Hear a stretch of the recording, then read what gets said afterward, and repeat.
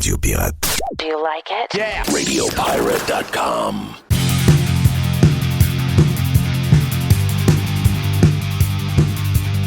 Le vestiaire s'en vient, mais juste avant, notre chum Joe Hamel est avec nous autres. Joe, t'es salué. Bon mercredi. Quoi de neuf de ton bord, mon ami?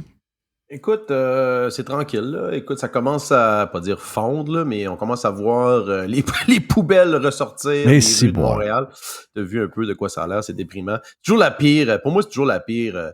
Les gens parlent de l'automne, et moi, le printemps, avant que ça fonde et que ça devienne un peu, premièrement, roulable en vélo, là, c'est toujours pour moi la période la plus déprimante. Là, fin mi-mars à, disons, fin avril, là.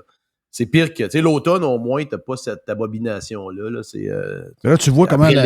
Puis c'est ça, puis à Montréal, vous voyez comment la ville est crottée. Des corps morts de rats, des bouteilles, des ci, des ça. C'est vraiment dégueulasse. C'est vraiment dégueulasse. Je sais pas comment est-ce que Montréal a pu... On parlait avec...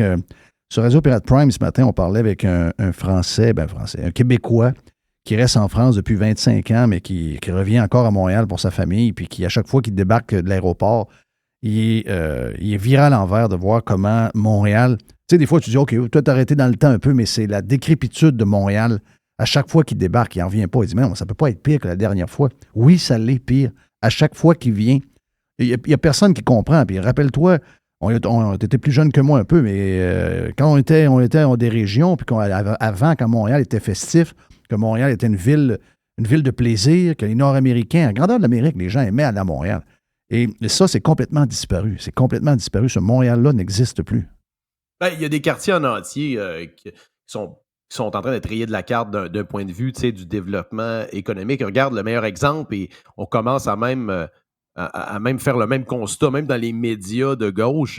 Tout le square Berry-UQAM qui avant était assez vivant, maintenant tu vois des commerces se sauver de ça. Et ça fait longtemps qu'on le dit. Tout ça, c'est lié aux politiques sociales des maires comme Plante, etc., tolérer l'itinérance et pratiquement, tu regardes au parc en face, c'est pratiquement un rassemblement, un campement de junkies à presque à temps plein. Donc, c'est le genre de politique, je pense, qui finit par affecter une ville. Tu sais, c'est vraiment à deux sens, là, la sanitarité, le sanitarisme, disons, de la ville de Montréal. Là, tu regardes dans le Vieux-Montréal, puis une certaine partie autour du Palais des Congrès, il y a des contracteurs privés qui ramassent les déchets. Donc, tu vois que c'est pas en toute la même affaire que justement dans l'Est ou même certains coins du plateau.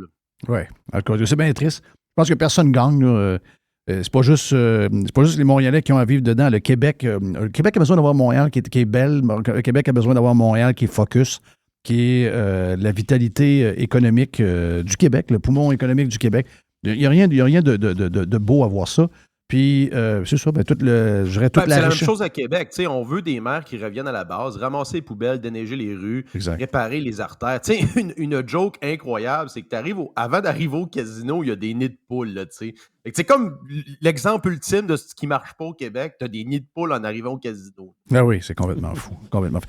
Hey, j'ai tes sujets devant moi, puis tu n'as pas ce sujet-là, mais je t'en parle pareil. David Descoteaux, dans le Journal de Montréal et le Journal de Québec de ce matin, défait un mythe, parce que j'en ai parlé la semaine passée, j'ai dit, puis depuis ce temps-là, il y a eu d'autres articles qui sont carrément assez clairs, comme de quoi que l'intelligentsia québécoise médiatique veut la disparition de la grande entreprise. Donc, on vise, le symbole de ça, c'est bien sûr les alumineries. Puis la raison pourquoi on comprend leur plan, là, dire, on avait vu longtemps à l'avance que le plan, c'était pas la voiture à essence, c'était la voiture point. Là, on le voit, Pinault du HEC le dit. Non, les SUV électriques, on ne veut rien savoir non plus. Là.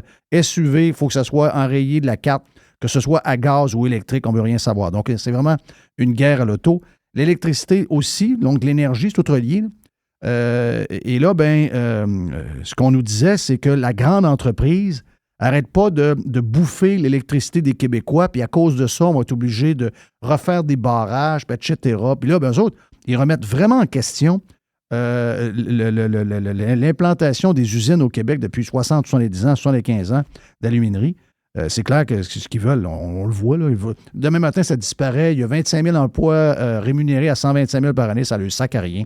Ils n'ont aucune empathie pour les travailleurs, les familles, personne. Eux autres, c'est des activistes environnementaux complètement débiles. Mais là, David Descoteaux, ce matin, nous raconte que en 20 ans, il y a eu 0,1 % d'augmentation d'utilisation d'électricité par la grande entreprise. C'est faux. Donc, le mythe est que la grande entreprise bouffe de plus en plus de l'énergie. C'est faux. C'est des demandes à venir d'entreprises qu'on est en train de leur vider les poches avec des droits des droits de carbone qui fait que les entreprises cherchent des solutions pour ne pas payer ces montants-là, dont, entre autres, changer le gaz naturel pour de l'électricité, ce qui leur permettrait d'économiser des millions de dollars par année pour opérer leur business. Donc, c'est des demandes. Mais en tant que tel, depuis 20 ans, à ce matin, on recule de 20 ans, c'est complètement mort. Le Québec, au niveau industriel, est complètement mort. Et toutes les raisons dans l'article de David sont là, du pourquoi, entre autres les impôts, la paperasse, les coûts de construction, tout ce que tu veux. En fait, ce qu'on lit là-dedans, là, c'est tout le contraire de ce qu'on nous raconte depuis un mois. On a-tu fini de se faire bourrer de même avec des histoires? Ben, premièrement, c'est le fun de voir David, c'est un vrai gars de droite avec une tribune là, dans le Journal de Montréal, le Journal de Québec. C'est le fun de pouvoir ramener certains faits comme ça. Ben, à la base, il y a un fait qui est indéniable. Je pense qu'il n'y a pas eu de construction d'aluminerie depuis quoi? Depuis celle au moins à la nouvelle d'Alma ou l'extension? Ouais, c'est Alma ou Sept-Îles, Alouette peut-être dans les deux dernières. Je pense qu'il y a eu l'extension à l'époque de Arvida, donc il y a pas, c'est pas un marché qui est en explosion. D'ailleurs, la plupart de ces compagnies-là ont fait de l'expansion à Bahreïn, où il y avait justement du gaz et du pétrole à bas prix pour opérer. Je l'avais dit la semaine dernière lors de la chronique, le fait qu'on a des alumineries, c'est directement lié à l'abondance d'énergie. Quand tu ne pouvais pas exporter ton énergie, la meilleure façon, c'était de bâtir. C'est un peu les centres de données, si tu veux, de la moitié du 20e siècle, la première moitié du 20e siècle. Là. Donc, c'est un peu le même genre, que tu as une abondance d'énergie, donc tu permets à des entreprises de venir s'établir ici, mais il n'y a pas d'aluminerie qui se construit à chaque année. Puis je pense que la croissance de la très grande industrie, que ce soit manufacturière et même une autre industrie qui prend des fois plusieurs dizaines, voire centaines de mégawatts, c'est les grands projets miniers. Le dernier grand projet minier au Québec, c'est Canadienne Malartic à Malartic. Donc, il n'y a pas un grand projet minier qui se lance à tous les années. Donc, je pense que David a raison sur le fond qu'il n'y a pas de grands projets énergétiques qui s'ajoutent à chaque année. C'est totalement faux, là, cette affaire-là. C'est faux, puis c'est surtout inquiétant de voir que finalement, au contraire de ce qu'on nous raconte, il y a zéro activité économique qui se passe ici. C'est de plus en plus le gouvernement, de plus en plus la machine qui crée des affaires, des bâtisses de scie pour les personnes âgées, refaire telle chose. Donc, l'activité économique vire vraiment alentour de nos impôts et aussi de l'endettement. Puis s'il n'y a pas ça, je dirais que c'est un scam. Là. Le scam du modèle québécois se ramasse carrément sur le plancher des vaches. On y va avec... rapidement, revenir sur parce que ça, toute l'histoire de l'énergie, ça revient de l'état de l'énergie au Québec. Là, je pense que c'est comme le rapport annuel de la chaire, justement. D'ailleurs, Pinault, c'est un gars qui s'est radicalisé au cours des dernières années. Là. Il y avait un discours beaucoup plus modéré à l'époque, justement, sur le gaz et le pétrole, la nécessité, là, l'incapacité peut-être de faire une transition totale en l'espace de 5-10 ans. Maintenant, semble beaucoup plus là, dans le discours néo-malthusien. Et c'est vraiment inquiétant de voir que ça sort d'une chaire comme HEC ou Université de Montréal. C'est incroyable de voir que c'est des discours littéralement anticapitalistes qui sortent de ces institutions-là. Le cancer ESG là, qu'on va parler tout à l'heure, ça a vraiment rongé ces institutions-là qui ont perdu toute crédibilité, à mon avis. Mais lui, il est mentionné régulièrement. Il utilise souvent justement son étiquette HEC. À cause de ça, il le voit quasiment comme un prof de droite, là, parce qu'il y a le mot HEC à côté. Puis on a vu, tu as raison, on a vu sa radicalisation par rapport à l'économie et à l'énergie, au climat, puis tout ce que tu veux. C'est un gars qui n'est peut-être pas connu de tout le monde, mais si vous suivez l'actualité un peu, il revient beaucoup trop souvent. Et malheureusement, un peu comme Pierre Fortin pendant 40 ans, c'est le gars que le gouvernement a l'air à écouter pas mal et que les médias écoutent beaucoup. Comment ça se fait que ces gens-là sont capables de trouver rapidement des radicaux d'un côté, mais ne voient pas les radicaux de l'autre? Ben, c'est toujours, regarde, actuellement, l'environnement ambiant, et le Québec est un peu en retard parce que ce qu'on va parler tout à l'heure, c'est qu'on sent que le vent est en train de tourner sur justement le fatalisme environnemental puis le lien intrinsèque que ça a avec la gouvernance, les grandes instances financières, etc. Donc, on sent que le vent tourne. C'est pas encore très, très évident, mais ça commence du moins. Et comme d'habitude, le Québec va être 4-5 ans en retard. Donc, on va rester dans ce bourbier-là encore longtemps, alors que la majorité du monde va avoir tourné la page là-dessus. Mais on commence à voir, et d'ailleurs, je fais du pouce avec mon autre sujet parce que ça va dans la même lignée. Les activistes dans les médias et les grifters, que ce soit au niveau racial ou au niveau climatique, c'est à peu près à la base tout le même grift. Oh, c'est tout le même gang. Ils doivent constamment radicaliser leur discours pour attirer l'attention parce que ce qu'ils disaient il y a 10 ans, c'est que ça va être la fin de la planète dans 10 ans, alors aujourd'hui. Donc, tu sais, constamment, ils doivent toujours kicker la canne en avant, mais toujours amener une twist de plus en plus radicale. Et ça, on l'a vu avec ce que j'appelle, entre guillemets, l'affaire Émilie Nicolas. Ce qui est vraiment drôle, parce que c'est quelque chose que je colle depuis longtemps, c'est que ces gens-là, qui sont des adeptes de la culture de cancellation pour un paquet de sujets, notamment le soi-disant racisme, etc., la discrimination, alors que ce sont les plus racistes de la gang, Oui. elle s'est mis le pied dans la bouche de manière assez incroyable. Je ne sais pas si tu as vu son tweet qui a été par la suite retiré. Elle a même, par la suite, désactivé ou supprimé son compte Twitter avec un parallèle complètement débile avec le décès de la ministre, là, Mme Giraud, qui était noire, dont elle dit... Émilie Nicolas disait travailler 2 fois plus fort que les autres pour avoir seulement, si on est chanceuse, entre guillemets, les mêmes opportunités. Ça finit par avoir un impact sur la santé générale, le vieillissement métabolique, oui, j'ai vu les risques de maladie. OK, oui, donc, j'ai vu ce tweet-là. Je l'ai vu, le tweet. Ah oui, j'ai vu ça. Oui. Et ça, là, c'est les gens qui traitaient tout le monde de complotiste. Là. C'est littéralement du complotisme, l'idée de penser que parce que Mme Giraud était noire, a dû travailler comme 2 fois plus, ça a eu un impact sur son métabolisme et elle a développé un cancer. C'est complètement débile comme conclusion. Et ça va directement en lien, c'est directement en lien avec ce que je te dis. Ces activistes-là qui n'ont pas sur le fond un réel os sur lequel gruger, vont constamment se radicaliser dans le discours pour attirer l'attention sur leur grift racialiste ou apocalyptique au niveau climatique. C'est la même chose que ce soit pour le climat ou ces grifts-là de DEI, le Diversity, Inclusion, c'est toutes ces niaiseries-là. Un cancer qui est en train de gruger le monde corporatif en passant. Donc, on a un bon exemple. Et c'est drôle que ces gens-là se cancellent eux-mêmes en utilisant... ça aurait été la première à canceller quelqu'un pour des paroles similaires, soi-disant sur la droite. Là. C'est clair. Donc, je pense que son tweet, attends un peu voir, ça se peut-tu que son compte est comme genre fermé? Elle a supprimé son compte. Son compte n'existe plus parce que probablement qu'il y a eu une très grosse... parce que là, ça venait de toutes parts. Là. Gauche, droite, tout le monde a dénoncé ça. Là. C'était pas juste les méchants de la droite, entre guillemets, qui dénonçaient ça. C'est vraiment un tweet complètement débile. C'est un amalgame. Et elle est quoi dans la vie? Elle est chroniqueuse? Où, hein? Ça, c'est ça qui est drôle, Jeff, parce que Émilie Nicolas, moi, je l'ai connue à l'époque. Tu sais, Émilie Nicolas, elle a été élevée à Lévis, OK? Je pense, dans le coin. Oui. Et elle était présidente des jeunes libéraux. Donc, c'est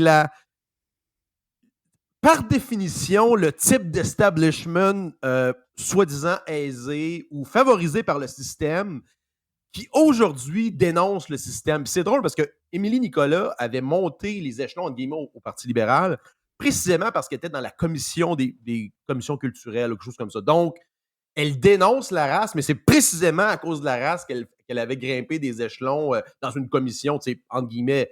Il y a comme il n'y a pas lieu d'avoir des commissions culturelles. C'est complètement débile. Tu as des membres, puis tu as des commissions politiques, tu as des commissions de financement, etc. Pourquoi ségréguer les gens dans un parti politique? J'ai toujours trouvé ça complètement idiot. Donc, ça te donne une idée à quel point ce genre de grifters-là ont embarqué dans le racialisme et en faire une carrière. Et de voir qu'elle se met elle-même les pieds dans le piège. Si on tombe là-dedans, hilarant. Si on tombe là-dedans, on peut avoir la version inverse. Là. J'ai vu des gens dans les médias avec des talents quand même, somme toute corrects, là, mais limités, sans nécessairement avoir de succès nulle part, là, et avoir des contrats depuis 20 ans sans arrêt. Là. Parce que justement, ils sont d'un groupe quelconque, peu importe le groupe, c'est pas important. Là. Mais tu sais, les PY de ce monde ne sont pas riches aujourd'hui parce qu'ils ont des succès à tout ce qu'ils ont fait. C'est parce que dans le temps, ça prenait de la diversité, puis lui était là, puis s'est présenté, puis c'est un gars sympathique, puis boum, tant mieux pour lui. Mais je veux dire, si on commence à tomber là-dedans, on va voir que peut-être que tu disais elle, mais il y en a plusieurs qui ont profité positivement de ce genre de patente-là. Là. Exact. Puis en quoi, elle est élue pour parler des minorités, mettons, de Montréal-Nord et compagnie? C'est complètement débile de s'auto-proclamer comme ça, et c'est valable pour toutes les minorités en passant. Là, qu'est-ce qui t'autorise, toi, à parler au nom des minorités? C'est quand même incroyable. Ben oui, c'est vrai. Hey, avant de parler de Ron DeSantis puis les ESG, juste un petit... on a parlé en ouverture, puis on a parlé un peu sur Prime avec Jerry. Est-ce que tu penses que... parce que quand quand on a vu le départ de la blonde de Mario Dumont n'a pas fait un beau tour là, pendant la COVID. Mario Dumont a pris le mauvais côté de la mauvais côté. Il s'est en allé dans les COVID anxieux. Il a dit des affaires épouvantables. Elle était très apeurée par la COVID également. Ils ont mis même des bouteilles à l'extérieur à côté de leur poubelle pour les gens qui rentraient à la maison. Donc, c'est des gens qui ont eu vraiment peur de la COVID, mais donc, je pense que le tour médiatique de Mario achève. Et je te dirais que le tour médiatique de sa femme, c'est pas mal fini hier. Elle a été remerciée. Son contrat n'a pas été renouvelé. C'est sûr que les stations de télévision et les médias en général ne sont plus capables de payer les gros salaires de ces artisans-là. Donc, ils vont y aller avec des artisans beaucoup moins dispendieux. Mais ils ne l'auraient jamais fait si Mario Dumont ne les avait pas avisés de quelque chose. Moi, j'ai toujours dit que Mario Dumont, le brand libéral, que tu connais bien, le brand libéral, je le voyais deux manières de le sauver. Aller faire un mariage avec le Parti conservateur du Québec ou encore mettre Mario Dumont comme chef. C'est le seul qui peut sauver ce brand-là. Je trouve que les dernières années ont été tellement dures. Le côté woke, comment s'appelle la madame qui est là qu'on voit souvent, la genre de QS. Risky. Marois Risky. Tout ce brand-là qui est complètement perdu là, avec le nouveau gars qui est là, qui raconte un peu n'importe quoi aussi. Mais ils ont quand même s'ils ont été maganés par Québécois, même s'ils ont été maganés dans les dernières années, ils ont quand même été au pouvoir longtemps. Contrairement au PQ, je pense qu'il y a encore une flamme qui peut rester. Et malgré le fait que Mario Dumont me fait chier pendant 3 ans, je pense pareil que c'est le seul qui peut sauver le Parti libéral. Est-ce que tu... Puis je sais qu'il y en a qui l'ont soulevé dans les anciens libéraux. Est-ce que tu penses qu'il y a quelque chose qui se trame? Écoute, je suis pas au courant. Je suis pas trop au courant aussi des tractations dans le milieu là, de la télévision et compagnie. Je suis absolument pas ça. Là. Mais il y a plusieurs... Écoute, il y a des noms qui sortent. Il y a, voyons, le député fédéral de Québec Lightbond. aussi. Comment? Lightbond, Joël Lightbond. Lightbond, c'est un nom qui revient souvent. Il a fait certaines déclarations qui je trouve intéressantes. Je pense que c'est un gars qui est assez intelligent. D'ailleurs, lui, historiquement, il va être du bon côté. Là, le move qu'il a fait en dénonçant assez vigoureusement là, les politiques débiles du régime covidien en plein dedans en passant. Là, il n'a pas fait ça comme un an après. Il a fait ça en plein dedans au risque de sa carrière politique. Ça, je pense que c'est admirable. C'est un gars aussi, je pense, qui est peut-être plus à droite qu'on pense. Donc, j'ai hâte de voir si c'est un gars qui pourrait se positionner plus jeune aussi. C'est un gars qui, je pense, c'est juste un gars, quand je l'appelle, il n'est pas capable de me répondre, mais ça m'énerve un peu. Moi, pour un gars courageux, ça m'énerve. Je te dis ça de manière totalement désintéressée. Là. C'est purement une observation. Moi, je l'appelais juste à titre personnel pour quelque chose, puis le g'a freaké, puis ça lui a pris 3 jours à savoir quoi faire, puis il a fait appeler sa bras droite. Donc, j'ai aimé ce qu'il a dit comme toi, mais je me souviens que j'ai trouvé que pour un gars supposément brave, il est pas tant que ça. En fait, je me méfie de toutes les crises de politiciens, c'est ça l'histoire. Mais oui, quand j'ai lu ce qu'il a dit, j'ai trouvé ça vraiment, vraiment bon. J'ai trouvé que c'était un bon compromis. Mais on s'entend qu'au Québec, là, regarde la crowd. Là. Je veux dire, même Lightbond, il est peut-être bien fin, puis nous autres, on l'aime bien, là, mais on sait que la crowd, il faut battre la CAQ avec le gars qui mange du fromage. Exact. Puis tu sais, c'est un peu ça, quand on revient, l'opportunité historique manquée par le PCQ, c'est d'avoir réussi à monter une espèce de coalition de gens qui étaient un petit peu plus à gauche sur certains enjeux, d'autres plus à droite, mais il y avait en commun, justement... on ne peut pas dire que, justement, c'est la résistance aux mesures sanitaires. C'est ça qui était, je pense, si tu veux, le ciment entre ces deux groupes-là qui sont un peu différents. Mais ça peut se transformer en un genre de patriotisme civique qui tient son origine, justement, dans la défense des droits et libertés individuelles. Donc, et ça dépasse les mesures sanitaires. Donc, si ça a des répercussions et que ça devient comme permanent dans la politique québécoise, ben tu dois faire appel aux gens à la fois de droite et de gauche, parce que rappelle-toi, la gauche à l'époque militait pour ça, alors que maintenant, la plupart des activistes de gauche dans les médias, ce sont des petits dictateurs décomplexés, autoritaires, qui veulent envoyer du monde, qui veulent canceller tout le monde et enlever des droits à gauche et à droite. Là. Oui, exact. Hey, parle-moi donc de Ron DeSantis et de sa position sur comment les entreprises gèrent leurs patentes et tout, là, concernant toute cette patente, je dirais, environnementale, la diversité et tout ce que tu veux. Là. Ben, en partant, c'est ça, c'est qu'il y a eu des opinions un peu divergentes là-dessus. Moi, j'aime jamais que le gouvernement intervienne pour diriger quelque chose. Par contre, là, c'est tellement rendu loin que le fait de voir le mouvement inverse, dans le fond, c'est ce qu'on veut. On s'attend pas à ce qu'il y ait une révolution d'un matin puis qu'on devienne dans des États quasi minarchistes avec des forces de sécurité privées. Là. Par contre, le fait que si on peut l'effet ratchet, si on est capable de le crinquer un peu en arrière, ça serait déjà, je pense, un bon progrès. Puis c'est ce qu'on voit avec l'action que DeSantis a fait. Dans le fond, DeSantis veut enchasser dans les lois de l'État de la Floride une interdiction, justement, de l'utilisation des principes, entre guillemets, ESG. C'est des principes qui ont l'air bons d'emblée. Tu dis, OK, vous faites attention à l'environnement, aux normes sociales, puis une certaine diversité dans la gestion des entreprises et des organisations et des investissements. Par contre, c'est une espèce de...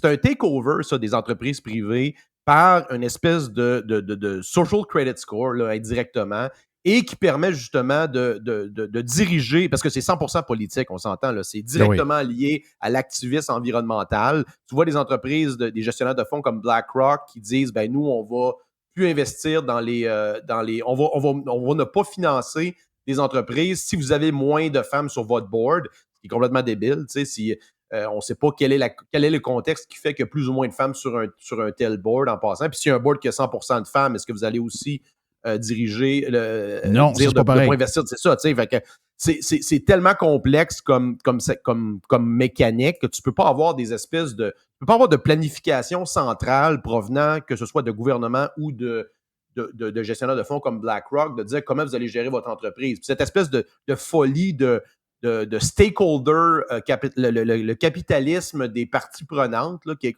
contrairement au capitalisme des actionnaires, qui est complètement débile, parce que les parties prenantes, entre guillemets, les stakeholders, ça peut toujours être redéfini pour inclure plein de gens qui, normalement, n'ont pas vraiment rapport dans le fonctionnement des entreprises, en guillemets. Donc, l'idée, c'est justement de s'attaquer de front. Et ça commence à faire, on a vu ça aussi dans d'autres États rouges. Là. Je pense que le Texas a fait la même chose. Et ça permet du moins de fermer le robinet pour les BlackRock de ce monde par rapport à justement les fonds de pension des États. Donc, si par exemple la caisse de Floride, l'équivalent, là, se ferait dire par le gouverneur de l'État, ben là, vous allez arrêter cette folie-là.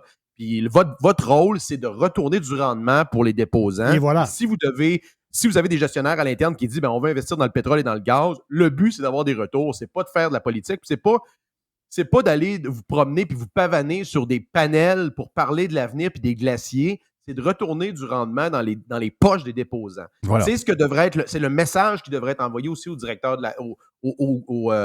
aux organisations comme la Caisse de dépôt et compagnie, de cesser ce signalement de la vertu-là qui fait perdre énormément là, aux déposants chaque année.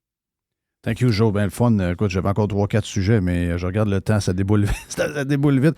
Hey, ça va pas bien pour les Sabres. 4 défaites de fil. Ouais, t'es-tu inquiète?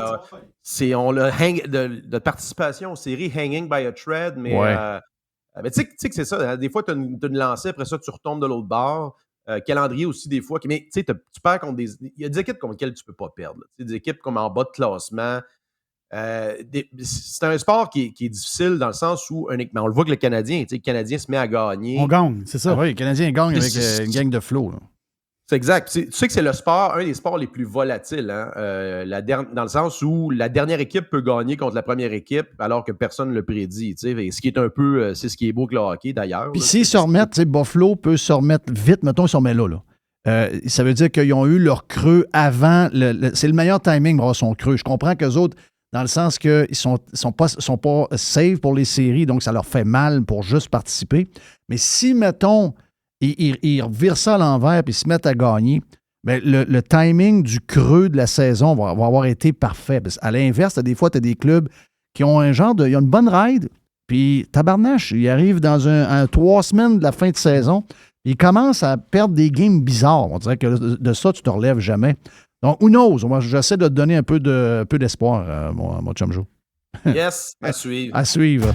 On s'en parle la semaine prochaine. Joe Hamel était avec nous sur Radio Pirate Live. La gang du vestiaire s'installe. Jeff Fillion.